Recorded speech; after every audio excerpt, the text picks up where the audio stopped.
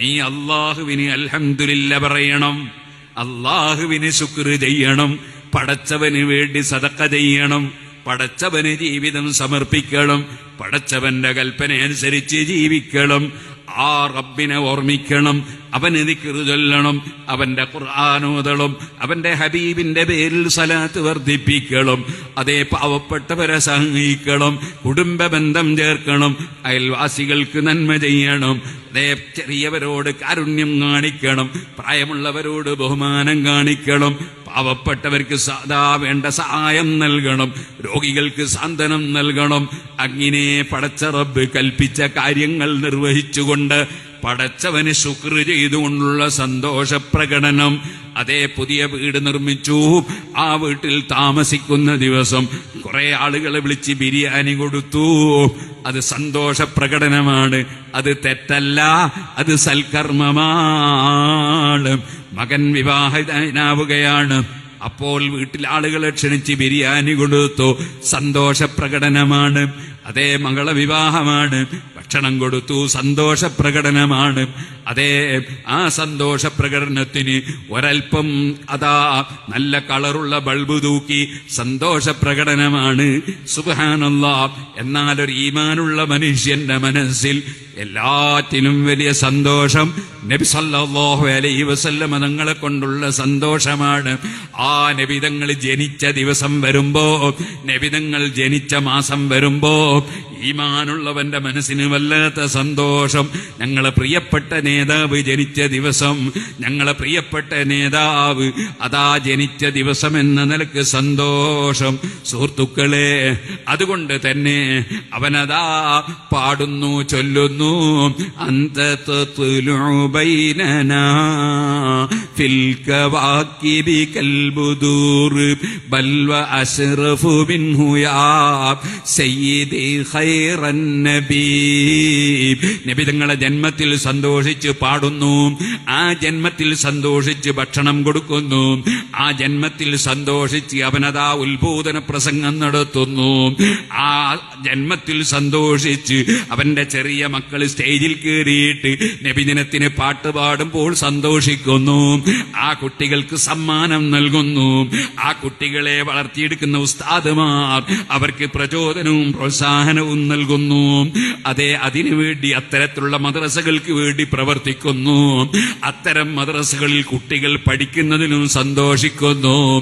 ആകയാൽ പടച്ച റബ്ബ് ചെയ്ത നിഅമത്തിൽ സന്തോഷമുണ്ടാകണം, അത് നല്ലതാണ്. പക്ഷേ അത് അതിരി കവിഞ്ഞ് സന്തോഷം അഹങ്കാരമാകാൻ പാടില്ല. നല്ല ഭംഗിയുള്ള വീട്ടിൽ താമസിക്കുമ്പോ എനിക്കത്ര വലിയ ജോറുള്ള വീടുണ്ടെന്ന അങ്ങനെ ഒരു പവറടിക്കൽ വേണ്ട. നീ അവിടുന്ന് ഇറങ്ങിപ്പോകുന്ന ദിനം നിനക്കറിയില്ല. ഒരു പക്ഷേ ഇന്ന് തന്നെ ഇറങ്ങേണ്ടി വന്നാലോ. നീ എത്ര തന്നെ അന്തസ്സുള്ള വാഹനത്തിൽ പോകുമ്പോഴും ഞാൻ വലിയ വണ്ടിയിൽ പോകുന്നവനാണെന്ന തോന്നല് വേണ്ട. നീ ഇന്ന് തന്നെ അല്ലെങ്കിൽ നാളെ മയ്യത്ത് കെട്ടിൽ കയറുകയില്ലെന്ന് പറയാനൊക്കുമോ? എത്ര നല്ല വസ്ത്രം ധരിച്ചാലും ആ വസ്ത്രം എപ്പോഴാണ് ഊരിവെച്ചിട്ട് സ്വന്തം വസ്ത്രം അണിയാൻ കഴിയാതെ കഫം തുണി കൊണ്ട് പൊതിയുന്നത് എപ്പോഴാണെന്ന് പറയാനൊക്കുമോ? നല്ല കണ്ണട വെച്ചിട്ട് അതാ കണ്ണാടിന്റെ മുമ്പിൽ പോയി നിന്ന് നീ അഹങ്കരിക്കുമ്പോൾ ഈ കണ്ണട ഊരി വെച്ചിട്ട് കണ്ണിനെ പരുത്തി വെക്കുന്നത് എപ്പോഴാണെന്ന് പറയാനൊക്കുമോ? സുഹൃത്തുക്കളെ, എന്ത് നിഅമത്ത് റബ്ബ് തന്നാലും അഹങ്കരിച്ചുകൂടാ. എനിക്കതുണ്ടല്ലോ, ഞാനതാക്കിയല്ലോ, ഞാനല്ലേ അത് ചെയ്തത്, ഞാനല്ലേ അത് പറഞ്ഞത്, എന്റെ കഴിവുകൊണ്ടല്ലേ, ഇങ്ങനൊരു ധാരണ വന്നുകൂടാ. ഇതൊക്കെ നേരത്തെ ലൗഹുൽ മഹ്ഫൂദിൽ രേഖപ്പെടുത്തിയ സംഗതികൾ ഇവിടെ നടപ്പാക്കുകയാണ്. നടപ്പാക്കുന്നത് റബ്ബാണ്. ആ റബ്ബ് ഒരുപക്ഷെ നടപ്പാക്കുന്നത് നീ മുഖേനയാകാം, അല്ലെങ്കിൽ മറ്റൊരാള് മുഖേനയാകാം. നിന്റെ മനസ്സിൽ അഹങ്കാരം വേണ്ട. സുബ്ഹാനല്ലാഹ്. പടച്ച റബ്ബേ, വിനയത്തിന്റെ മനസ്സ് തന്ന് ഞങ്ങളെ നീ രക്ഷപ്പെടുത്തണം. അല്ലാഹ്, കുറ്റ്യാടിയിൽ വന്നു ഓല ഷെഡ് കെട്ടുന്ന സമയത്ത് ഞങ്ങൾക്കൊന്നുമില്ലായിരുന്നു, ഒരു വഴി പോലുമില്ലായിരുന്നു സിറാജുൽ ഹുദക്ക്. പിന്നീട് നീ ഒരുപാട് നിഅമത്തുകൾ ചൊരിച്ചു തന്ന റബ്ബാണ്. അതിനുവേണ്ടി അധ്വാനിച്ച പലരും ഇന്ന് ഖബറിലാണ്. അവർക്കെല്ലാം സ്വർഗം കൊടുക്കണം അല്ലാ. സഹായിച്ച പലരും ഖബറിലാണ്, അവർക്ക് സ്വർഗം കൊടുക്കണം അല്ലാ. ഈ ബിൽഡിങ്ങിനെ സഹായിച്ച ആള് ഖബറിലാണ്, ആ ബിൽഡിങ്ങിനെ സഹായിച്ച ആള് ഖബറിലാണ്. അതുപോലെ പലതിലും സഹായിച്ച പലരും ഖബറിലാണ്. സ്വർഗം കൊടുക്കണം അല്ലാ. ഇതൊരു ദീനീ സ്ഥാപനമല്ലേ? അതുകൊണ്ട് വിൽക്കുമ്പോൾ കൃത്യമായി പണം വാങ്ങിയിട്ടാണെങ്കിലും ദീനീ സ്ഥാപനത്തിന് കൊടുക്കുന്നു എന്ന നിലക്ക് സന്തോഷം പ്രകടിപ്പിച്ച് വിറ്റ ഒരുപാട് ജനങ്ങൾ ഇവിടെയുണ്ട്. ഇവിടെ നമ്മുടെ തൊട്ടടുത്ത പക്കർക്കനെ എനിക്ക് ഓർമ്മയുണ്ട്, മൊയ്തുക്കനെ എനിക്ക് ഓർമ്മയുണ്ട്, പള്ളി നിൽക്കുന്ന സ്ഥലം തന്ന അക്കരെയുള്ള കുഞ്ഞമ്മദാജിയെ ഓർമ്മയുണ്ട്. അങ്ങനെ പലരെയും ഓർമ്മയുണ്ട്. പള്ളിക്ക് സ്ഥലം തന്നതിന്റെ പേരിൽ കുഞ്ഞമ്മദാജിയോട് പോയിട്ട് നിങ്ങൾ കൊടുത്തത് സുന്നിപ്പള്ളിക്കല്ലേ എന്ന് ചോദ്യം ചെയ്തപ്പോ കുഞ്ഞമ്മദാജി പറഞ്ഞ മറുപടിയും എനിക്ക് ഓർമ്മയുണ്ട്. കൊടുത്തത് കള്ള് ഷാപ്പിനല്ലല്ലോ, സിനിമ ടാക്കീസിനല്ലല്ലോ, പള്ളിക്കല്ലേ എന്ന് കുഞ്ഞമ്മദാജി ചോദിച്ചതും എനിക്ക് ഓർമ്മയുണ്ട്. ഞാൻ പറഞ്ഞു വരുന്നത് അങ്ങനെ ഒരുപാട് ആളുകളുടെ സഹകരണത്തോടെ റബ്ബ് സുബ്ഹാനഹു വ തആല സിറാജുൽ ഹുദക്ക് ഒരുപാട് അനുഗ്രഹം ചെയ്തു. അതാരുടെയും പവറല്ല കേട്ടോ, ഒരുത്തന്റെയും ശക്തിയല്ല കേട്ടോ, അതല്ല, എന്നെയും നിങ്ങളെയും പടച്ച റബ്ബ് നമ്മൾ ജനിക്കുന്നതിന്റെ എത്രയോ കാലങ്ങൾക്ക് മുമ്പ് അവന്റെ ലൗഹുൽ മഹ്ഫൂദിൽ രേഖപ്പെടുത്തിയ കാര്യങ്ങൾ നടപ്പാക്കുകയാണ്. ഒരാൾക്കും അഹങ്കാരത്തിന് അവകാശമില്ല. എല്ലാം റബ്ബിന്റെ തീരുമാനം, അവൻ നടപ്പാക്കുകയാണ്. ഇതേ കാര്യമാണ് വയനാട്ടിൽ ഉരുൾപൊട്ടിയ സ്ഥലത്ത് പോയി പ്രസംഗിച്ചപ്പോഴും ഞാൻ അവിടെയുള്ള ജനങ്ങളെ സമാധാനിപ്പിക്കാനും വേണ്ടി പറഞ്ഞത്. കാരണം ഖുർആൻ എല്ലാ വിഷയത്തിലും നമുക്ക് എല്ലാ ഡയറക്ഷനും തരുന്ന ഗ്രന്ഥമാണ്.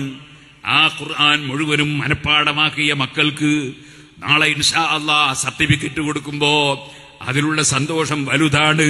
പക്ഷേ അവിടെയും നമുക്ക് അഹങ്കാരമില്ല, അതിൽ വലിയ സന്തോഷമാണ്. നമ്മളൊക്കെ ഇവിടെ സിറാജുൽ ഹുദ തുടങ്ങുന്നതിന് മുമ്പ് ഈ നാട്ടിൽ കഴിഞ്ഞുപോയ വലിയ വലിയ പ്രമാണിമാര്, വലിയ വലിയ പണക്കാര് ഏക്കർ കണക്കിന് സ്ഥലമൊക്കെ കൊടുത്തവരുണ്ട്. നല്ലതിനാണെന്ന് വിചാരിച്ച് കൊടുത്തവരാണ്. അതൊക്കെ വിൽക്കപ്പെട്ട് പോയിട്ടുണ്ടാകാം. പക്ഷേ ഞാൻ പറഞ്ഞു വരുന്നത്, അങ്ങനെ എത്രയോ വർഷങ്ങൾക്ക് മുമ്പ് ഇവിടെ ചില സ്ഥാപനങ്ങളൊക്കെ തുടങ്ങിയവരുണ്ട്. പക്ഷേ ഒരൊറ്റ കുട്ടിയെങ്കിലും ഖുർആൻ മനഃപ്പാഠമാക്കിയ ഒരു സംഭവം അത്തരം സ്ഥാപനങ്ങൾക്ക് ചൂണ്ടിക്കാണിക്കാൻ വർഷങ്ങൾ എത്രയോ കഴിഞ്ഞിട്ട് ഇന്ന് വരെ ഉണ്ടായില്ലല്ലോ. റബ്ബിന്റെ തൗഫീഖിനാൽ എത്ര കുട്ടികൾ നേരത്തെ ഹിഫ്ളാക്കി പോയി. ഇന്ന് UAE പോയാൽ എത്ര കുട്ടികളാണ് സിറാജുൽ ഹുദയിൽ ഖുർആൻ മനഃപ്പാഠമാക്കിയ മക്കൾ അവിടെ ഔഖാഫിന്റെ കീഴിൽ ഇമാമത്ത് നിന്ന് നിസ്കരിക്കുന്നു. ഇപ്പോഴും നൂറുകണക്കിന് കുട്ടികൾ ഖുർആൻ മനഃപ്പാഠമാക്കിക്കൊണ്ടിരിക്കുന്നു. റബ്ബ് ചെയ്ത നിഅമത്താണ്. പക്ഷേ അഹങ്കാരത്തിന് അവകാശമില്ല. റബ്ബ് പറഞ്ഞത് അതാണ്, ലികൈലാ തസൗ അലാ മാ ഫാതകും വലാ തഫറഹു ബിമാ അതാകും വല്ലാഹു ലാ യുഹിബ്ബു കുല്ല മുഖ്താലിൻ ഫഖൂർ. സ്റ്റാറ്റസ് നടിക്കുന്നവർ, അഹങ്കാരം പ്രകടിപ്പിക്കുന്നവർ, അവരെ അല്ലാഹു ഇഷ്ടപ്പെടൂല. ഒന്നിന്റെ പേരിലും അഹങ്കരിച്ചുകൂടാ, മറിച്ച് വിനയാന്വിതരായി ജീവിക്കണം. ആരോഗ്യത്തിന്റെ പേരിലോ പണത്തിന്റെ പേരിലോ അധികാരത്തിന്റെ പേരിലോ ഒന്നിന്റെ പേരിലും അഹങ്കരിച്ചുകൂടാ. സുബ്ഹാനല്ലാഹ്. അഹങ്കാരത്തിന്റെ ഭാഷ ഉപയോഗിക്കുന്നവരില്ലേ? ആലിമീങ്ങളെ നിസ്സാരപ്പെടുത്തി സംസാരിക്കുന്നവരില്ലേ? ആലിമീങ്ങളെ ഏത്തയിടിപ്പിക്കണമെന്ന് വിചാരിക്കുന്നവരില്ലേ? മതത്തിന്റെ നിയമം പറഞ്ഞാൽ അഹങ്കാരമാണ്. അഹങ്കാരം, ആ അഹങ്കാരം ഒരു മുസ്ലിമിനും ഉണ്ടാകാൻ പാടില്ല. ഇതേപോലെ അഹങ്കാര ശൈലിയും ഉണ്ടാകാൻ പാടില്ല. വളരെ നിങ്ങൾ കണ്ടില്ലേ, കലീമുല്ലാഹി മൂസ അലൈഹിസ്സലാമിനെയും ഹാറൂൻ നബി അലൈഹിസ്സലാമിനെയും ഫിർഔൻ എന്ന് പറയുന്ന ലോകാഹങ്കാരിയുടെ മുന്നിലേക്ക് അള്ളാഹു പറഞ്ഞേക്കുമ്പോഴും അള്ളാഹ് പറഞ്ഞത് ഖൂലാ ലഹു ഖൗലൻ ലയ്യിനൻ, സൗമ്യമായി സംസാരിക്കണം ഫിർഔനോട്, സൗമ്യമായി സംസാരിക്കണം മൂസാ നബിയെ. ഫിർഔൻ എത്ര മോശക്കാരനാണെന്ന് അള്ളാഹുവിന് അറിയില്ലേ? പക്ഷെ എന്നാലും അതേ ദീനി ദഅവത്ത് നടത്തുന്ന, ദീനി പ്രബോധനം നടത്തുന്ന നമുക്കെല്ലാം പാഠമാണ്. മുർസലീങ്ങളുടെ അല്ലാഹു തആല കൊടുത്ത ആദാബുകൾ പാഠമാണ്. നമുക്ക് ദേഷ്യം പിടിക്കാൻ പാടില്ല. മുഖത്ത് നോക്കി ചീത്ത വിളിച്ചാൽ പോലും ദേഷ്യം പിടിക്കാൻ പാടില്ല. നമ്മൾ പ്രകോപിതരാകാൻ പാടില്ല. പ്രകോപനമുണ്ടാകുന്ന ശൈലിയിൽ സംസാരിക്കാൻ പാടില്ല. ഞാൻ ഈ അടുത്ത് ഒരു കറുത്ത കോട്ട് വിട്ടിട്ട് ഒരു പള്ളിയുടെ ഉള്ളിൽ നിന്ന് ഒരു ചെറുപ്പക്കാരൻ പ്രസംഗിക്കുന്ന ഒരു വോയിസ് കേട്ടു. അതിൽ ചിലരൊക്കെ അറിവില്ലാത്ത പലരും അതിനിങ്ങനെ ലൈക്ക് അടിക്കുന്നുണ്ട്. അങ്ങനെ പറയണം എല്ലാവരും എന്ന് പറഞ്ഞിട്ട്. അങ്ങനെ പറയാൻ പാടില്ല. പറഞ്ഞ ആള് പറഞ്ഞത് വളരെ മോശമാണ്. ആര് ഏതോ ഒരാൾ ചാനലിൽ പറഞ്ഞത് അത് വളരെ മോശമാണ്. പക്ഷെ അയാളിപ്പോ 5 പൈസക്ക് ഇല്ലാത്ത ഒരാളാണ്. അങ്ങനത്തെ ആർക്കും വേണ്ടാത്ത ഒരാള്. അദ്ദേഹം മുസ്ലിം സമുദായത്തെ ഒന്നടങ്കം കുറവാക്കി വളരെ മോശമാക്കി സംസാരിച്ചതിൽ നമ്മൾ പ്രകോപിതരാകാൻ പാടില്ല. നമ്മളെ മാന്യത കീപ്പ് ചെയ്യാതെ സംസാരിക്കാൻ പാടില്ല. നമ്മളെപ്പോഴും മാന്യത കീപ്പ് ചെയ്തുകൊണ്ട് എന്തും ചെയ്യാൻ പാടുള്ളൂ. നമുക്ക് ഇസ്ലാമിൻ്റെതായ സംസ്കാരമുണ്ട്. ആ സംസ്കാരം നിലനിർത്തിയിട്ട് എന്തും ചെയ്യാൻ പാടുള്ളൂ. അല്ലെങ്കിൽ നമുക്ക് നാവുമ്മൽ പറയാൻ കഴിയാത്തത് കൊണ്ടൊന്നുമല്ല. പലർക്കും അവർ പറയുന്നതിന്റെ 10 ഇരട്ടി വെയിറ്റ് ഉള്ളത് പറയാനൊക്കെ നമുക്കും കഴിയും. പക്ഷെ നമ്മളങ്ങനെ പറയൂല. പറയലല്ല നമ്മുടെ ലക്ഷ്യം. എല്ലാവരും നന്നാകലാണ് ലക്ഷ്യം. എല്ലാവരും രക്ഷപ്പെടലാണ് ലക്ഷ്യം. ആരും കുഴിയിൽ പോയി ചാടലല്ല നമ്മുടെ ലക്ഷ്യം.